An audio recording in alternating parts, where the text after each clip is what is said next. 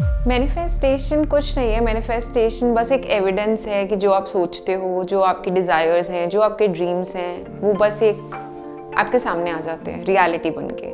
वो ही है manifestation. But जब वो कॉल आई तो मुझे रियलाइज़ हुआ कि सपने सच्ची में पूरे होते हैं और खुली आंखों से सपने देखने पे ही पूरे होते हैं। बंद आंखों से देखोगे तो वो शायद पूरे नहीं होंगे, खुली आंखों से देखो तो पूरे ज़रूर होंगे। तो मेरा कहना सिर्फ ये होगा कि पहले अपनी लाइफ में एक्सपीरियंसेस को काउंट कीजिए और खुद उस चीज़ के एम्बॉडीमेंट बनिए। आज लोग मुझ पे इसलिए बिलीव कर पा रहे हैं क्योंकि मैं खुद एक एम्बॉडीमेंट हूँ। अगर मैं उनको खुद जाके ये बोलूँगी कि मैं कोच हूँ लेकिन मैंने अपनी लाइफ में कुछ नहीं किया, तो ना तो वो मुझ पे ट्रस्ट करेंगे, ना ही मैं इतना बड़ा मिशन और विजन कंप्लीट कर पाऊँगी।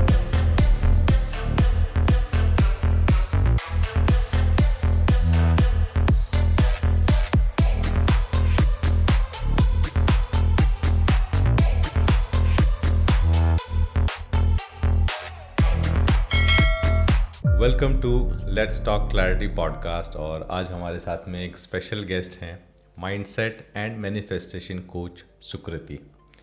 सो Sukriti, welcome to the show. Thank you Rakesh, thank you so much मुझे यहाँ बुलाने के लिए और मुझे मौका देने के लिए कि मैं लोगों तक अपनी बात पहुँचाऊँ। Thank you for coming and sparing time. Delhi में टाइम निकालना वैसे ही इतना मुश्किल होता है। और तो पॉडकास्ट की शुरुआत करते हैं। तो सबसे पहले मैं ये जानना चाहूँगा कि बचपन से मैंने कभी मैनिफेस्टेशन वर्ड सुना नहीं। मैन्युफैक्चर सुना था, कंस्ट्रक्शन सुना था और छोटे मोटे वर्ड बनाने वाले सुने थे, बट ये मैनिफेस्टेशन पिछले 4-5 साल से मैं सुन रहा हूँ। बट ये है क्या वर्ड मैनिफेस्टेशन? मैनिफेस्टेशन कुछ नहीं है। मैनिफेस्टेशन बस एक एविडेंस है कि जो आप सोचते हो, जो आपकी डिज़ायर्स हैं, जो आपके ड्रीम्स हैं, वो बस एक आपके सामने आ जाते हैं रियलिटी बन के। वो ही है मैनिफेस्टेशन। ओके, तो उसके लिए मेहनत करके आते हैं या अपने आप आते हैं, या मतलब क्या है? बिल्कुल बिल्कुल, आपके थॉट्स बहुत पावरफुल डेफिनेटली होते हैं, लेकिन आप जब तक एक्शंस नहीं लोगे तब तक वो चीज़ आप तक नहीं पहुंच पाएगी। बिकॉज आपको एक्शन लेने का मतलब है कि आपको उस चीज़ के लिए रेडी होना पड़ेगा कि मैं ये चीज़ चाहता हूँ। फॉर एग्जाम्पल, अगर आप गाड़ी चाहते हो, आप सोच रहे हो कि मुझे एक लग्जूरियस कार चाहिए, लेकिन अगर आप जा नहीं रहे हो, अगर आप गूगल पे सर्च नहीं कर रहे हो उसकी कॉस्ट क्या है, ये भी एक एक्शन लेना ही होता है। ओके। सो जब आप ये सब एक्शंस लेते हो, शोरूम में जाते हो, बुक करते हो कार में बैठ के घर आते हो, तो ये सब मैनिफेस्ट हो रहा है। Okay okay. सो मैनिफेस्टेशन कोई नया कॉन्सेप्ट नहीं है। ये सिर्फ वही है कि आप जो चाहते हो उसकी तरफ काम करो और आपको मिल जाएगा। मिल जाए। ओके। सो अगर इसको मैं आगे बढ़ाऊँ तो मैनिफेस्टेशन कोच क्या होगा? क्योंकि मैनिफेस्टेशन अभी मेरे को थोड़ा थोड़ा समझ में आया है, अब मैनिफेस्टेशन कोच क्या है? सो मैनिफेस्टेशन कोच आपको अलाइन करना सिखाता है ओके। कि आप कैसे, आपकी कोई भी डिज़ायर है, आप उसको कैसे अट्रैक्ट करो। बहुत सारे लोग ये सोचते हैं कि अच्छा सोच लिया, हो गया, पर अभी तक मिला तो नहीं। तो हमें उनको ये बताना पड़ता है कि आप पॉजिटिव रहिए जब तक वो चीज़ आप तक नहीं पहुंच रही। बहुत बहुत कई बारी ज़्यादा टाइम भी लगता है, कई बारी कम टाइम भी लगता है। फॉर एग्जाम्पल, आपकी एक डिज़ायर है कि मुझे घर खरीदना है। हो सकता है आपके पास फंड्स हों और आप आज ही खरीद लो, हो सकता है आपको थोड़ा टाइम लगे। तो वो जो गैप होता है ना, कई बारी उसमें लोग नेगेटिव हो जाते हैं, उसमें लोग डीमोटिवेटेड हो जाते हैं कि ये चीज़ होगी भी कभी या नहीं होगी। ओके। तो एज अ मैनिफेस्टेशन कोच मेरा काम ये रहता है कि मैं उनको अलाइनमेंट में लाऊं, मैं उनको इस तरह से प्रिपेयर करूं in terms of their thoughts कि वो चीज़ मैनिफेस्ट होकर रहे। ओके, वो अलाइंड ही रहें हमेशा। बिल्कुल वो बिल्कुल। जो गैप है उस बीच में वो नेगेटिविटी को ना पकड़ लें। Yes yes absolutely. बिकॉज बहुत सारे लोगों में पेशेंस नहीं होता। बहुत सारे लोग सोचते हैं कि ओ आज हमने सोचा और अभी मिला नहीं हमें। अगर थॉट्स इतने पावरफुल होते हैं और आज ही सोचा और आज ही मिल जाना चाहिए। द थिंग इज़ कि जब तक आप उस चीज़ के लिए रेडी नहीं हो, आपने सोच तो लिया लेकिन आप अंदर से बिलीव नहीं कर पा रहे उस चीज़ के लिए कि वो चीज़ आपको मिलेगी या आप उस चीज़ के लायक हो या वो चीज़ बहुत बड़ी है, तब तक वो चीज़ आपको नहीं मिलेगी। आपको उसके लिए प्रिपेयर होना पड़ेगा, रेडी होना पड़ेगा। बिल्कुल। तो फिर आपकी जर्नी के बारे में बताइए, आप कब रेडी हुए मैनिफेस्टेशन कोच बनने के लिए और कैसे ये जर्नी रही? सो मेरी जर्नी बहुत ही इंटरेस्टिंग है, क्योंकि मेरे को, जैसे आपको मैनिफेस्टेशन के बारे में नहीं पता था, मुझे भी नहीं पता था। ओके 2013 में जब मैंने अपना स्कूलिंग ख़त्म किया और कॉलेज लाइफ में आना शुरू किया, तो धीरे धीरे करके मैं थोड़ी रिस्पॉन्सिबल होने लग गई अपनी लाइफ के टूवर्ड्स, कि मुझे अपनी लाइफ बस ऐसे ही नहीं जीनी कि ठीक है पढ़ाई कर ली, जॉब कर ली, शादी कर ली, बच्चे कर लिए। ऑफ कोर्स ये एक पार्ट है लाइफ का, बट मुझे ऐसी लाइफ, सिर्फ ऐसी लाइफ नहीं चाहिए थी, मुझे इससे बड़ा कुछ चाहिए था। तो मेरा विजन ये था कि मैं कभी भी कहीं पे भी खड़ी हूँ तो कोई मुझे ये ना बोले कि ओ ये उसकी बेटी, ये उसकी बहन, ये उसकी वाइफ, ये उसकी मदर है। मैं चाहती थी सब लोग मुझे मेरे नाम से जाने। तो तब मेरी जर्नी स्टार्ट हुई और मैंने सेल्फ डिस्कवरी स्टार्ट की कि मैं क्या चाहती हूँ, कैसे मैं इन चीज़ों को अचीव कर सकती हूँ। और 2014 में मैंने अपना पहला वेंचर स्टार्ट किया, जो कि था गुजारिश क्रिएशंस। गुजारिश क्रिएशंस, ओके जी, वो एक फ़ैशन लेबल था जहाँ पे मैंने स्टार्ट किया। मैंने जब अपने पेरेंट्स से बात की तो उन्होंने मुझे, क्योंकि बच्चे तो बच्चे ही होते हैं उनके लिए, राइट, तो उन्होंने ये बोला कि आप पढ़ाई करो, पढ़ाई पे ध्यान दो, इतना स्ट्रेस मत लो। बट मैं अपनी रिस्पॉन्सिबिलिटी लेना चाहती थी, क्योंकि मैंने अपने फादर को बहुत काम करते देखा था। मैंने ये देखा था वो 16-16 घंटे काम करते हैं, एंड एट सम पॉइंट मुझे ये रियलाइज़ हुआ कि मैं, मेरा ब्रदर और मेरी मदर, हम तीनों उन पे डिपेंडेंट हैं, and he is doing all of that for us. तो मुझे कहीं ना कहीं ये लगा कि 19 साल की उम्र में मैं शायद उनको तो वो चीज़ें अभी नहीं दे सकती, बट अगर मैं उनसे ये बोझ उठा लूँ कि ठीक है मैं अपनी रिस्पॉन्सिबिलिटी खुद ले रही हूँ, मुझे कॉलेज जाना है, मेरे कोई भी खर्चे हैं मैं खुद से उठा रही हूँ, तो शायद वो बर्डन थोड़ा कम हो जाएगा। ओके तो वहाँ से मैंने स्टार्ट किया। मैंने 8 साल बिजनेस किया, और बिजनेस ऐसा हुआ कि सिर्फ इंडिया में नहीं, बाहर भी लोगों तक पहुँचा ऑर्गेनिकली। मैंने कोई शॉर्टकट्स नहीं अपनाए, मैंने अपने आप को पॉजिटिव रखा, मैंने बहुत मेहनत की। और मैनिफेस्टेशन मुझे बाद में रियलाइज़ हुई कि मैंने बहुत सारी चीज़ें मैनिफेस्ट की जस्ट बिकॉज मैं बहुत फोकस थी। तो जब मैं अपना बिजनेस कर रही थी, मैं कॉलेज में थी, वहाँ से स्टार्ट किया, तो जब मैं लोगों को बताती थी तो लोग बहुत इंस्पायर होते थे उस चीज़ से। कॉलेज के साथ में कर रहे थे आप? बिल्कुल बिल्कुल। तो उस टाइम पे बहुत लोग इंस्पायर होते थे, और क्योंकि मैं उस चीज़ को शेयर करती थी लोगों के साथ, तो बहुत सारे लोगों ने उसके बाद मेरे ऊपर आर्टिकल्स लिखने शुरू कर दिए just to make my story put out, लोगों के साथ शेयर करने के लिए। फिर मुझे एक अपॉर्चुनिटी मिली, एक बारी पीटीसी नेटवर्क, मैं घर से ही काम करती थी, बिकॉज मुझे लगता था कि मैं कुछ भी करूं एटलीस्ट मैं अपने फादर के ऊपर बर्डन ना डालूं, because he is doing so much more. तो मुझे लगता था अब मैं बड़ी हो गई हूँ, अब at least I should start taking that burden from him. तो मैं काम करती थी। और इससे पहले कि मैं आपको बताऊं कि क्या बड़ी चीज़ मैंने मैनिफेस्ट की, मैं आफ्टर कॉलेज 2016 में मैंने अपना कॉलेज ख़त्म किया, और उसके बाद समझ नहीं आया क्या करना है, क्योंकि आपको बिजनेस जब फुल टाइम करना होता है तो फंड्स चाहिए होते हैं। और मैं अपने फादर से मांगती तो वो मुझे देते भी, बट यहाँ पे मोटिव वो नहीं था। यहाँ पे मोटिव ये था कि हमें उनसे बर्डन हटाना है। सो मैंने उनसे फंड्स के लिए बात ही नहीं किया, एंड आई डिसाइडेड कि मैं जॉब करूँगी। मुझे नहीं पता, बिजनेस साथ में चलता रहेगा या? सोचा तो मैंने यही था कि बिजनेस साथ में चलता रहेगा, एंड मैं जॉब करती हूँ। I did job for a year, 16 महीने मैंने काम किया। और जब जॉब की तो मैं अपने बिजनेस के लिए टाइम नहीं निकाल पा रही थी। मुझे ये रियलाइज़ हुआ जॉब में कि मैं जॉब के लिए बनी ही नहीं हूँ। मैं सिर्फ वो 9 to 5 जॉब करके कुछ सर्टेन अमाउंट कमाने के लिए नहीं हूँ। मेरा मकसद सिर्फ पैसे कमाना नहीं है, मेरा मकसद उससे बड़ा है। मुझे लोगों को इंस्पायर करना है, कि मेरी जर्नी से इंस्पायर करना है कि इसके सामने इतने सारे हर्डल्स थे लेकिन फिर भी इसने किया। मैंने डिसाइड किया कि मैं रिज़ाइन करूँगी, और मैं वापस अपने बिज़नेस में आई। जब मैं अपने बिज़नेस में आई, मैंने दोबारा से 2017 में स्टार्ट किया, सितंबर 2017 अभी भी याद है मुझे। मैंने दोबारा स्टार्ट किया, और मैंने इतनी ज़ोर लगा दी है इस बारी अपने बिज़नेस के लिए कि मुझे इसको बहुत बड़ा बनाना है, कि एक दिन मैं बस बैठी थी, और तभी मैं घर से ही काम करती थी।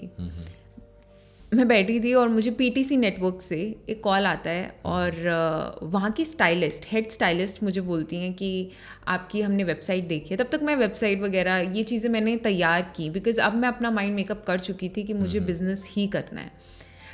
उनका कॉल आया, मुझे नहीं पता उनके पास कहाँ से मेरा नंबर आया, कैसे उन्होंने सर्च किया, फेसबुक पे किया, कैसे किया, आई डोंट नो। उनका कॉल आया और उन्होंने बोला कि आप एक सेलिब्रिटी के लिए डिज़ाइन करोगे। मुझे बिल्कुल भी शौक नहीं हुआ, क्योंकि मैं 2014 से लेकर 2018 और 19 तक हर रात को जब मैं सोती थी तो मैं बस यही अज्यूम करती थी कि एक दिन मैं बड़े बड़े लोगों के लिए डिज़ाइन करूँगी। बिल्कुल, मैं अनकॉन्शियसली कर रही, सबकॉन्शियसली कर रही थी। मुझे नहीं पता था कि मैं ऐसा कर रही हूँ, मैं तो बस सपने देख रही थी खुले आंखों से। तो मुझे बहुत अच्छा फील होता था ऐसा सोच के भी कि एक दिन ऐसा होगा कि मैं स्टेज पे खड़ी होंगी, मुझे सेलिब्रिटी डिज़ाइनर बोलेंगे। सो जब ये चीज़ हुई तो मुझे शौक तो नहीं हुआ, आई वॉज नॉट सरप्राइज्ड, क्योंकि मुझे पता था कि मैं मेहनत करके यहाँ तक पहुँची हूँ। तो मैं इतनी बार उसको अपने माइंड में प्ले कर चुकी थी उस सिचुएशन को कि जब वो एक्चुअली में हैपन हुई तो मुझे बिल्कुल शौक नहीं हुआ, क्योंकि मैं ऑलरेडी उस चीज़ को एम्बॉडी कर चुकी थी। You were ready. Yes, I was ready, I was ready. और जब वो कॉल आया तो मुझे पता नहीं था कि वो सेलिब्रिटी कौन है। तब मुझे पता चला कि वो हेट स्टोरी 4 एक मूवी आई थी जिसमें वो लीड थी। ओके। मेरा कोई कनेक्शन नहीं था बॉलीवुड से, कोई कनेक्शन नहीं था इस इंडस्ट्री से, बट जब वो कॉल आई तो मुझे रियलाइज़ हुआ कि सपने सच्ची में पूरे होते हैं। और खुली आंखों से सपने देखने पे ही पूरे होते हैं। बंद आंखों से देखोगे तो वो शायद पूरे नहीं होंगे, खुली आंखों से देखो तो पूरे ज़रूर होंगे। तो ये मेरी, वैसे तो बहुत सारी चीज़ें मैंने मैनिफेस्ट की यहाँ तक, बट ये एक बहुत बड़ी मैनिफेस्टेशन थी जो लोगों तक भी पहुँची। लोग मुझे उसके बाद जब मैंने पोस्ट की पिक्चर्स, जब वो टेलीकास्ट हुआ टीवी पे, पीटीसी नेटवर्क पे, बिल्कुल वहाँ पे मेरा नाम आया कि डिज़ाइनर सुकृति रैली, गुजारिश क्रिएशंस, तो मुझे बहुत अच्छा लगा। आज भी मेरे पास उसकी क्लिपिंग्स हैं मेरे पास। तो उसके बाद मैं बस ऊपर चल रही थी, सब अच्छा चल रहा था। सिर्फ इंडिया में ही नहीं, बाहर भी क्लाइंट्स बहुत हैप्पी थे। आने लग गए। बिल्कुल। और एक्सपोर्ट भी मैंने स्टार्ट कर दिया था, सो बहुत अच्छा चल रहा था।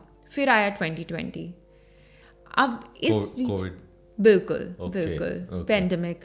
अब इस बीच में ना 2014 से लेकर 2020 तक मैंने कभी अपने आप को ये समय नहीं दिया कि मुझे बैठ के सोचना है कि लाइफ में क्या चल रहा है। मैं काम के लिए इतनी फोकस थी क्योंकि मेरा एक विजन था। मैंने अपने आप को 1 मिनट नहीं दिया सोचने के लिए कि शायद लाइफ का कोई पार्ट ठीक चल रहा है या नहीं चल रहा। बस मैं चलती गई आगे।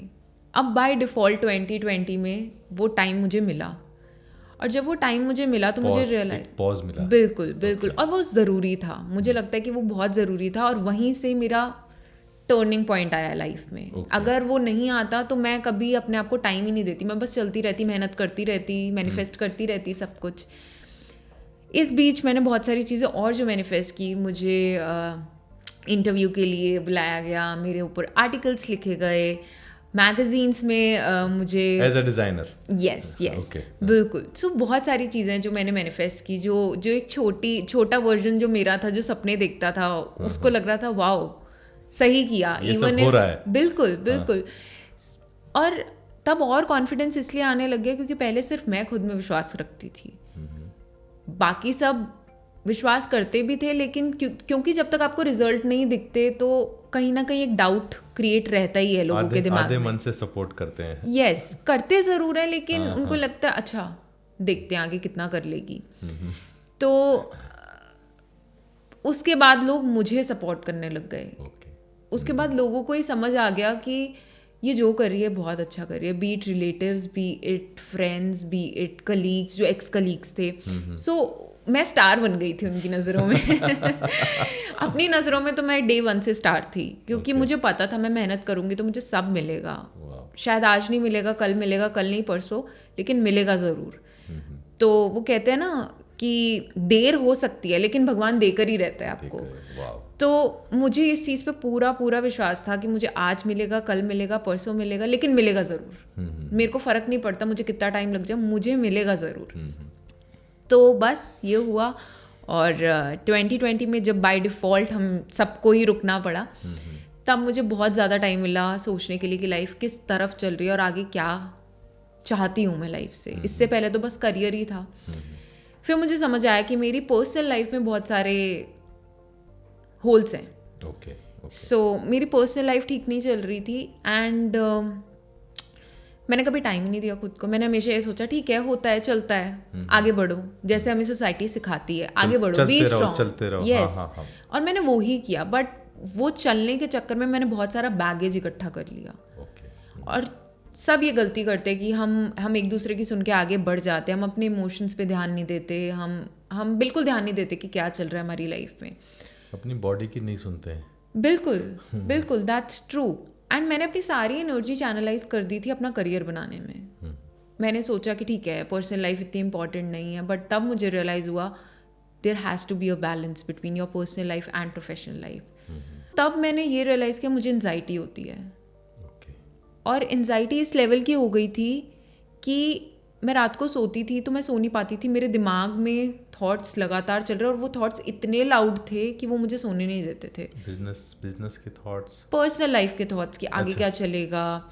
एंड मेरे फ्रेंड सर्कल में अच्छा नहीं चल रहा था, मेरे अपने पर्सनल रिलेशनशिप, मेरा ब्रेकअप हुआ था तो वो अच्छे नहीं चल रहे थे।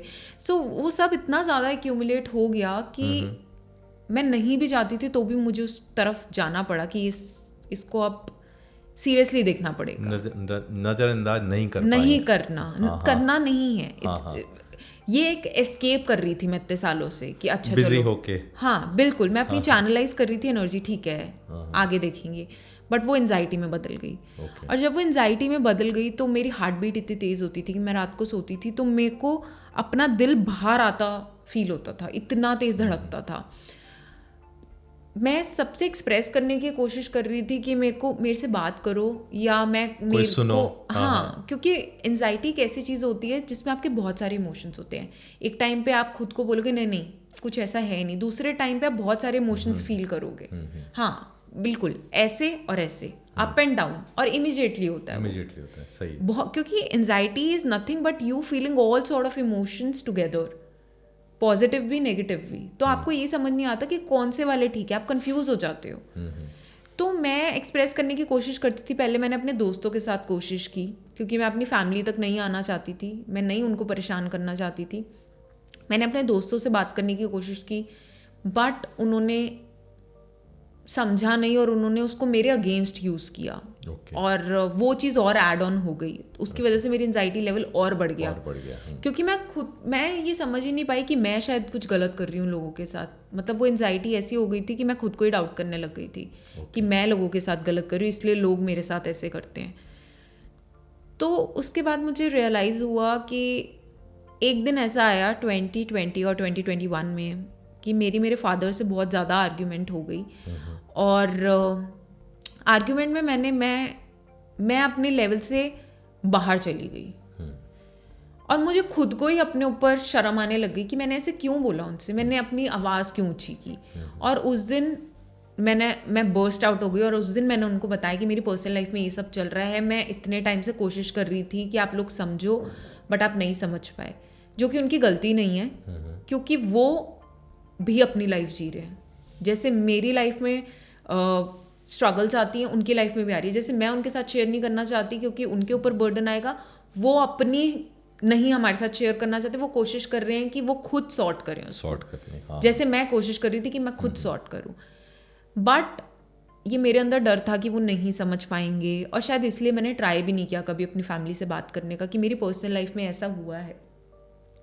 बट उस दिन जब मैंने बोला मैं बहुत रोई। मैं बहुत सालों से अपनी फैमिली के सामने, या मैं जनरली भी नहीं रोती थी क्योंकि मुझे लगता था हाँ, क्योंकि सोसाइटी ने ये सिखाया कि आप रोगे तो आपकी वीकनेस सामने आएगी। वो शायद मेरे दिमाग में कहीं बैठ गई थी और वो ही एंजाइटी बन गई। जब उस दिन मैंने बोला तो मुझे ये रियलाइज़ हुआ कि शायद ये मेरा अंदर का डर था, क्योंकि वो इतने वेलकमिंग थे, वो मेरे साथ रोने लग गए कि आपको कोई प्रॉब्लम थी तो आपको हमें बताना चाहिए था। एंड आई थिंक वहाँ से मेरी सेल्फ हीलिंग जर्नी स्टार्ट हुई क्योंकि उन्होंने मेरे को समझा। चाहे मैंने कैसे भी वो चीज़ अपने अंदर से बाहर निकाली, उन्होंने मुझे ये बोलने की बजाय कि तुम्हारी गलती है, ये बोलने की बजाय कि ऐसे ही होता है, उन्होंने समझा कि कैसे भी होता है, सोसाइटी कैसे भी चलती है, इसको ये चीज़ बुरी लगी और इसके लिए अब ये हैंडल करना मुश्किल हो रहा है। मुझे बहुत जल्दी गुस्सा आ जाता था, मैं बहुत जल्दी रिएक्ट कर देती थी, मेरी आवाज़ बहुत ऊंची हो जाती थी। तो वो चीज़ें मेरे फ्रेंड सर्कल, मेरी फैमिली, मेरे कलीग्स, मेरे बिजनेस में वो चीज़ें रिफ्लेक्ट होने लग गई क्योंकि मैं अंदर से परेशान थी और मेरे पास उस चीज़ का आंसर नहीं था। मैं चाहती थी कोई मुझे आंसर दे दे या कोई समझ ले कि मैं भी इंसान हूँ, मेरे को भी बहुत सारी चीज़ें फील हो सकती है, मेरी लाइफ भी परफेक्ट नहीं है। बट मैंने बहुत सालों से ये दिखाया कि मेरी लाइफ परफेक्ट है। वो सारी जो स्टार वाली चीज़ें थी वो मैंने आगे दिखाई, बट ये जो थी वो ये सोच के, इस डर से कि लोग इसको वीकनेस समझेंगे, आपके अगेंस्ट यूज़ करेंगे, मैं कभी शेयर ही नहीं करती थी किसी के साथ। बट अब मैंने डिसाइड किया 2021 में कि अब मैं शेयर करूँगी। और मैं धीरे धीरे बिट्स एंड पीसेस में अपने सोशल मीडिया पे डायरेक्टली नहीं इनडायरेक्टली पोस्ट करती थी और लोग रिलेट करने लग गए उससे। अच्छा, वोकल होने लग गए तो लोग रिलेट करने लगे। बिल्कुल बिल्कुल, बिकॉज जब हर कोई सेम प्रॉब्लम से गुजर रहा है, जब आप इतनी हिम्मत दिखाते हो कि आपको बात करनी है उस चीज़ के बारे में, तो बहुत लोग हिम्मत दिखाते हैं ये आपको बताने के लिए कि हम भी ऐसा महसूस करते हैं। तो जब मैंने किया तो बहुत लोगों ने मुझे मैसेज करने शुरू किए कि जो आप लिख रहे हो, जो आप बोल रहे हो, बहुत रिलेटेबल है, हम लोग भी समझ पा रहे हैं। बिल्कुल बिल्कुल, मतलब ये सीधा ना बोल के कि हमारी लाइफ सिचुएशन भी ये है, क्योंकि वो डर होता है लोगों को कि लोग मिसयूज़ ना कर लें। जब उन्होंने ये बोलना शुरू किया कि रिलेटेबल है, तो मुझे और समझ आया कि अब मेरी लाइफ किसी और दिशा में जा रही है। मेरा बिजनेस चल रहा था 2021 तक, Guzarish creations. Then one day in सितंबर, Siddharth Shukla, who is an actor, उनकी सडन डेथ हो गई। मैं उनसे कभी मिली नहीं थी, बट वो जो दिन था, आई वॉज शॉक्ड। मुझे किसी की डेथ ने इतना नहीं हिलाया जितना उनकी डेथ ने हिलाया। और मैं अपने आप से क्वेश्चन करने लग गई, अगर इतने सारे लोग, बिकॉज पेंडेमिक में भी बहुत सारे लोगों की डेथ्स हुई हैं, मैं अपने आप से ये क्वेश्चन करने लग गई कि अगर इतने सारे लोग मर रहे हैं और मैं जिंदा हूँ, कुछ तो है कि अभी भी मैं जिंदा हूँ। मतलब लोग रातों रात लोगों को लोग बीमार हो रहे हैं, या एंजाइटी इशू की वजह से भी उस टाइम पे बहुत, हार्ट अटैक्स की वजह से भी उस टाइम पे बहुत डेथ्स हुई हैं। तो मैं अपने आप से ये क्वेश्चन करने लग गई कि कुछ तो है, अगर मैं जिंदा हूँ अब तक, कुछ तो है। मैंने आई थिंक उस सेम डे ही, जब मैं अपने बेड पे, आज भी मुझे याद है, मैं अपने बेड पे लेटी हुई थी और मैंने अपने मन में ये सवाल किया, लेकिन वो सवाल इतना लाउड था मेरे माइंड में कि मैंने यूनिवर्स को बोला, यूनिवर्स या तो मुझे नेक्स्ट पर्पस दे दो कि मैं यहाँ पे क्यों हूँ, मुझे बताओ, या फिर मुझे भी ट्रांजिशन मोड में ले आओ कि मेरे को भी ले जाओ। मुझे विद इन 24 to 48 आवर्स एक इंस्टाग्राम पे पोस्ट मिला जिस पे लिखा हुआ है, आउट ऑफ नोवेयर, ना तो मैं उस पेज को फॉलो कर रही थी, ना मैं ऐसा कुछ सिमिलर पेजेस को फॉलो कर रही थी, उस पे कोट आई that you are here to heal people. और मैंने बिना कुछ सोचे समझे मैंने बोला, यही मेरा आंसर है, यही मेरा पर्पस है, इसीलिए मैं यहाँ पे हूँ। मैं शायद कर रही थी, अपने तरीके से कर रही थी उससे पहले लोगों को हील, पर अब मुझे और प्रोफेशनल वे में भी करना था। अब मुझे बाहर निकलना था कि हाँ मैं हील कर सकती हूँ तुम्हें। तो तब मैंने बस एक पोस्ट किया, आई थिंक 12 सितंबर, और ऐसे ही कुछ टाइम था। मैंने 12 सितंबर 2021 को पोस्ट किया अपने इंस्टाग्राम पे, और कहीं पोस्ट नहीं किया, अपने पेरेंट्स को नहीं बताया, मैंने बस पोस्ट किया न्यू बिगिनिंग्स। और उस पर मैंने बिल्कुल, और उस पर मैंने लिख दिया कि मैं अब एक न्यू जर्नी पे चल रही हूँ। मेरा बिजनेस साथ में चल ही रहा था, गुजारिश क्रिएशंस, बट मैं ये भी करना चाहती थी। और मेरा हमेशा से एक सपना था कि मुझे मल्टीपल चीज़ें करनी है। मुझे मल्टीपल तरीके से अपनी ज़िंदगी जीनी है। मुझे ये नहीं करना कि बस मैं एक एंटरप्रेन्योर हूँ, एक ही काम कर रही हूँ 9 to 5। एंटरप्रेन्योरशिप में भी लोग 9 to 5 ही जॉब करते हैं, सेम काम रोज़ रोज़। मैं नहीं कर सकती, मैं क्रिएटिव हूँ, मुझे कुछ नया करना है। तो उस टाइम पे मैंने ये पोस्ट किया, और विद इन 1 वीक मुझे 5 क्लाइंट्स मिल गए। मुझे नहीं पता था मैं उनको कैसे हील करूँगी, मुझे कुछ भी नहीं पता था। मैनिफेस्ट हो गया। बिल्कुल। ओके। और मैं ये कहूँगी कि वो मैं नहीं कर रही थी, वो कोई पावर थी जो कर रही थी, मैं बस चलती गई। मैंने अपना दिमाग नहीं लगाया कि कैसे होगा, क्या करना है, मैं बस चलती गई। जो मुझे साइंस मिलते गए मैं पकड़ पकड़ के आगे चलती गई। लेकिन उनके साथ में आपने उनको कैसे हील किया? सो मुझे नहीं पता था कि मैं कैसे करूँगी। और 2020 में जब पेंडेमिक हुआ तो मैंने एक लाइव सीरीज शुरू की फेसबुक पे। Okay, live, okay. मैं चाहती थी कि मैं अपने तरीके से लोगों की लाइफ में कंट्रीब्यूट करूँ। इतनी नेगेटिविटी हो रही है, लोग इतने सैड हैं because a lot is happening. तो मैंने एक लाइव सीरीज शुरू की जिसमें मैंने सेलिब्रिटीज़ को या एंटरप्रेन्योर्स को बुलाया, उनको इंटरव्यू किया, और उसमें बहुत सारे गेस्ट ऐसे आए जिन्होंने लॉ ऑफ अट्रैक्शन की बात की। अब तब तक मुझे बिल्कुल नहीं पता था मैनिफेस्टेशन क्या होती है, लॉ ऑफ अट्रैक्शन क्या होता है। जब हर मोस्टली 4 या 5 गेस्ट आए, उन्होंने लॉ ऑफ अट्रैक्शन की बात की, तो मुझे लगा यार एक बार मैं गूगल करके देखती हूँ कि ये क्या चीज़ है।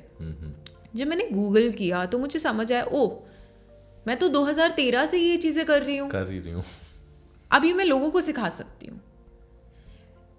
क्या करा मैंने हमेशा अपने आप को नेगेटिविटी से दूर रखा, मैंने खुद को पॉजिटिव रखा। कोई मुझे कुछ गलत बोल रहा है, मैंने उसको अपने दिमाग तक नहीं आने दिया।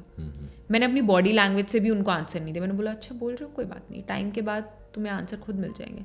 मैंने अपने आप को नेगेटिविटी का पार्ट नहीं बनाया। मैं बहुत ही कॉन्शियस थी और मैं बहुत फोकस थी। और उस 6 महीने में जो मैंने अपने आप को प्रोटेक्ट किया नेगेटिविटी से, उसने मुझे बहुत रिजल्ट्स दिखाए 6 सालों के लिए।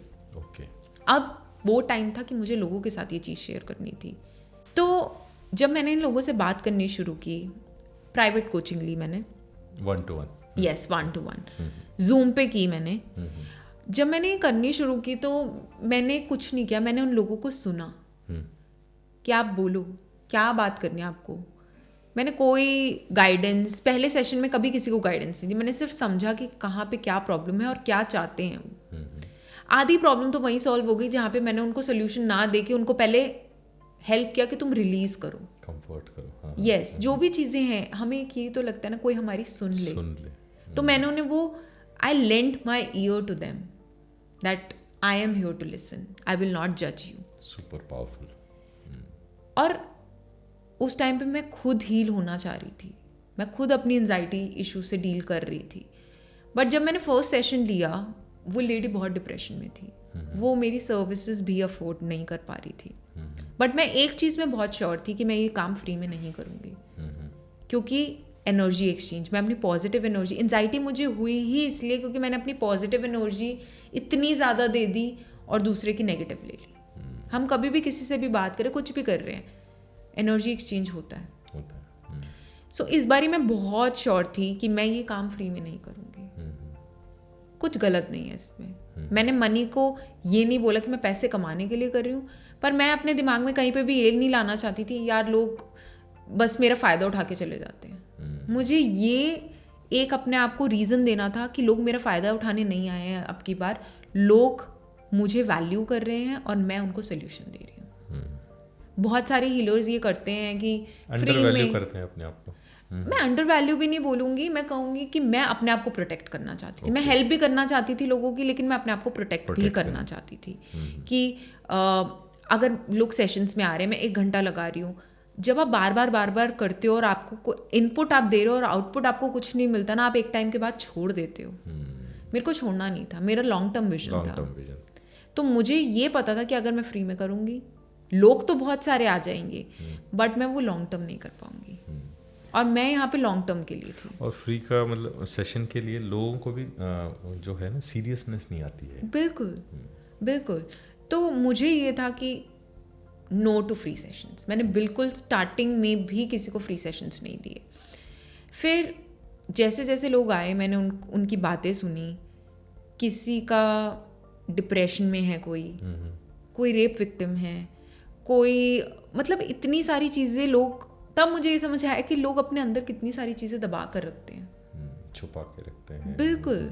या फिर कोई सुनने वाला मिलता नहीं है, या फिर वो कोशिश भी नहीं कर पाते हैं, कहीं ना कहीं बंधे रहते हैं। मैं ये कहूँगी कोशिश सब करते हैं, बट हमें अगर गलत इंसान मिल जाता है ना, जो हमें सुनता नहीं है या सुनकर उस इन्फॉर्मेशन को गलत तरीके से यूज़ करता है, फिर हर इंसान रुक जाता है। हाँ, इनिशियली 1-2 बार बताने की कोशिश की और वहीं अगर कुछ गलत हुआ, उसके बाद में अपन पीछे आ जाते हैं। बिल्कुल 2 कदम पीछे ले लेते हैं। एंड ये स्टार्ट होता है फैमिली से। आप सबसे पहले अपनी फैमिली के पास ही जाते हो सब चीज़ें बताने। और अगर बचपन से बचपन से बिल्कुल Yes, yes. वो कंडीशनिंग हो जाती है। अगर बचपन में बच्चे ने आके आपको ये चीज़ बताई कि मम्मा स्कूल में टीचर ने मुझे डांट दिया था और आपने उसकी बात सुनी नहीं कि टीचर ने क्यों डांटा था, एक्चुअली में उस बच्चे की गलती थी या टीचर का मूड ख़राब था और इसलिए उसने अपना मूड ख़राब के चक्कर में उस बच्चे पे डांट लगा दी। तो ये सब चीज़ें वहाँ से शुरू होती हैं। और अगर आपके घर में वो सेफ इन्वायरमेंट नहीं है तो आप बाहर जाके ढूंढने की कोशिश करते हो। आजकल जो कम्युनिटीज़ बन रही हैं, लोग बहुत ज़्यादा सोच रहे हैं कि हमें कम्युनिटीज़ का पार्ट बनना है। तो कम्युनिटीज़ में कोई गारंटी नहीं है कि आपको सब सही लोग मिलेंगे। सही कम्युनिटीज़ हैं but everybody is trying to figure out the answers. हर कोई अपने जवाब ढूंढने में लगा हुआ है। तो मुझे ये लगता है कि लोगों को अगर घर में वो सेफ इन्वायरमेंट मिल जाए वो बाहर नहीं जाएंगे फिर, और उनको वो तकलीफ भी नहीं होगी, क्योंकि वो एक घर में जो कंफर्ट जोन होता है वो बाहर नहीं होता। घर में अगर कोई सुनने वाला मिल जाए, अटेंशन मिलने वाला मिल जाए, बिल्कुल। और घर में कोई जज ना करे हमें। जज नहीं। घर में सबसे बड़ी जो मैंने after working with so many people जो मैंने समझा है, लोग अपने दिल की बात अपने घर में इसलिए नहीं करते क्योंकि घर में आपके सिबलिंग हैं, आपके पार्टनर है, आपकी पेरेंट्स हैं। आप कोई भी चीज़ डिस्कस करोगे वो सबसे पहले आपको अपना ओपिनियन देने की कोशिश करेंगे। हर इंसान को आंसर्स सबके अंदर हैं, उसको ओपिनियन नहीं चाहिए, उसको ये चाहिए कि बस कोई सुन ले। आंसर्स वो खुद निकाल लेगा। अभी आपने जितने भी क्लाइंट किए हैं उनमें से अगर आप 2-3 अगर शेयर करें इंसिडेंट, या जो आपको सबसे बड़े हाई थे आपकी मैनिफेस्टेशन कोच जर्नी के, वो क्या 2-3 केसेस होंगे? केसेस तो बहुत सारे हैं। हर क्लाइंट जिसने मेरे साथ काम किया है उन्होंने बहुत सारी चीज़ें मैनिफेस्ट की हैं, उन्होंने अपनी लाइफ चेंज की है। तो मैं ये चीज़ हर किसी को बोलती हूँ कि आपको मैनिफेस्टेशन नहीं सीखनी, आप नेचुरली एक मैनिफेस्टर हो। आपको अपनी ट्रू सेल्फ से कैसे कनेक्ट होना है वो सीखना है। तो मैं मैनिफेस्टेशन नहीं सिखाती उनको, अपनी जो लेयर्स हैं उसको बिल्कुल निकालना है। बिल्कुल बिल्कुल। सो हाइज तो बहुत सारे हैं।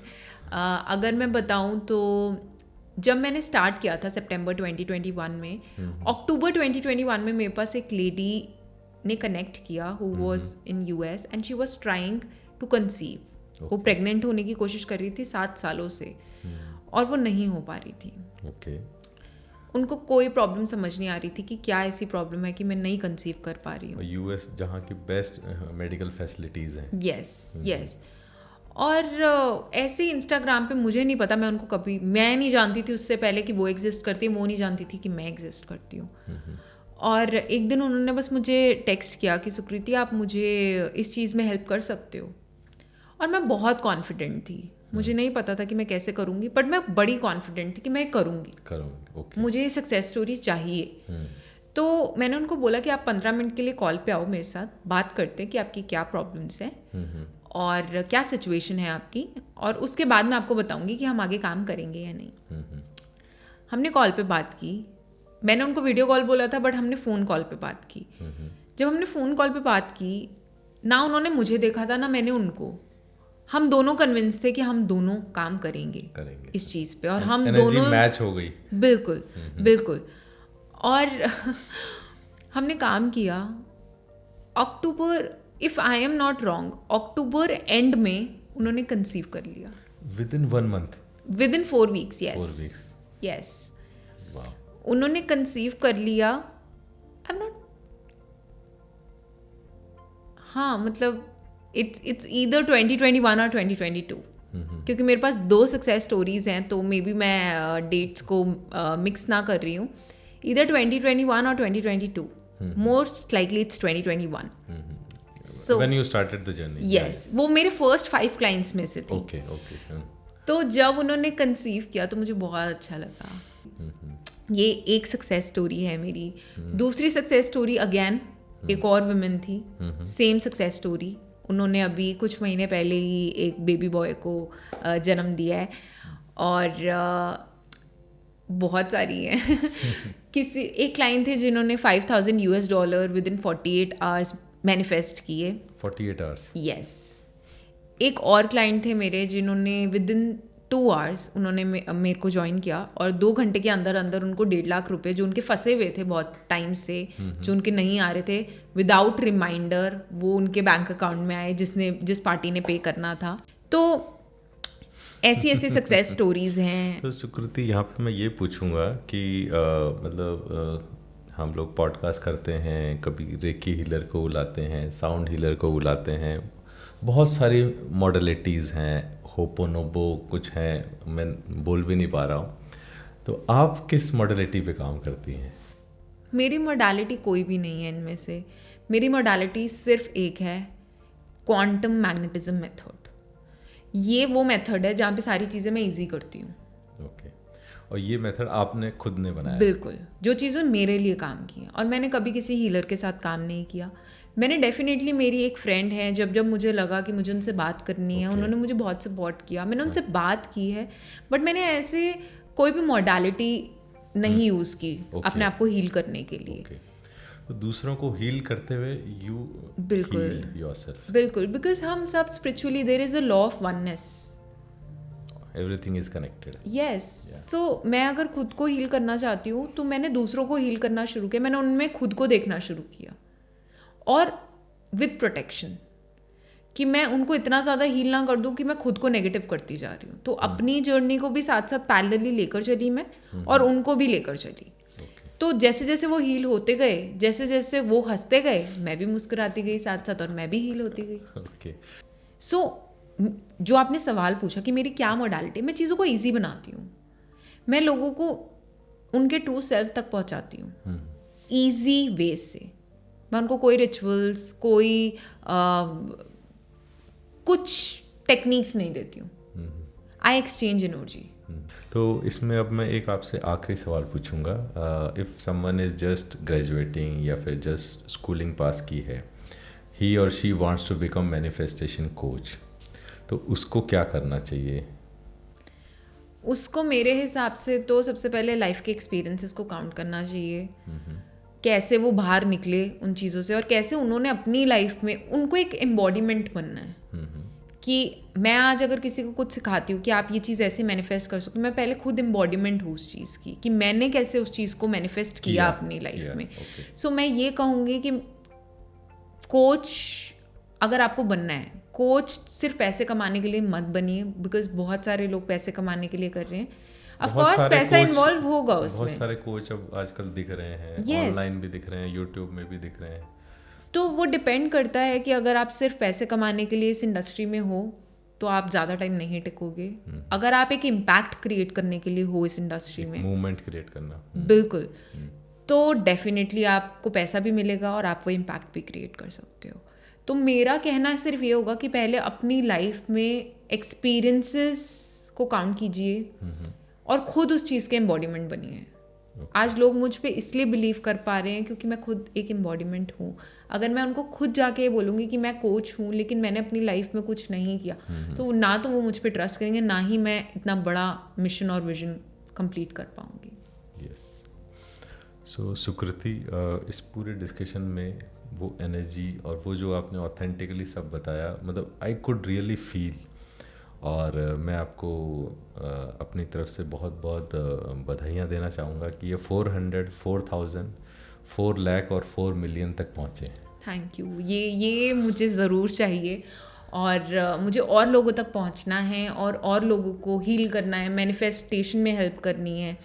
मुझे हर इंसान जो मेरे से मिले, मुझे उसको मुस्कुराहट के साथ छोड़ना है, और मैं चली भी जाऊं तो भी वो इंसान मुझे याद रखे। बट एक लास्ट सवाल, आप तक कैसे पहुंचा जाए? आपका इंस्टाग्राम है, वेबसाइट है, या अगर आप बताएं तो हमारे लिसनर्स को। बिल्कुल। सो कोई भी मेरे तक पहुंचना चाहता है वो फेसबुक पे सुकृति रैली, SUKRITI RALLI इसको सर्च कर सकता है। इंस्टाग्राम पे भी सेम नेम से ही आईडी है। सो आप DM कीजिए मुझे, आपकी जो भी क्वेरीज हैं, जो भी क्वेश्चंस हैं, आप किसी भी चीज़ से गुजर रहे हैं अपनी लाइफ में, I will be there to listen to you. मैं आपको अपनी सर्विसेज सेल करने की कोशिश नहीं करूँगी, बट मैं कोशिश करूँगी कि मैं एटलीस्ट आपको हेल्प कर सकूँ किसी भी तरीके से, through my resources, through a conversation, या सिर्फ आपकी बात सुन के, कैसे भी आप जुड़िए और मुझे मौका दीजिए कि मैं आपको एक अच्छा एक्सपीरियंस दे सकूँ। So thank you Sukriti for coming on let's talk clarity podcast, और आपसे बात करके मज़ा आ गया। मीन्स एक पूरी फुल एनर्जी मेरे अंदर दौड़ रही है। Thank you. Thank you. Thank you so much. Thank you for watching let's talk clarity podcast. और अगर इस पॉडकास्ट को आप और आगे बढ़ाना चाहते हैं तो लाइक कीजिए, शेयर कीजिए और कमेंट सेक्शन में ज़रूर डालिए क्या आपको इस एपिसोड में अच्छा लगा, क्या आप इम्प्रूवमेंट चाहते हैं, या फिर वो भी डालिए अगर आपको कोई गेस्ट जिसको आप लेट्स टॉक क्लैरिटी पॉडकास्ट में लाना चाहते हैं तो उनका नाम और लिंक दे दीजिए। I will try to make them come on my podcast. So thank you for watching this episode.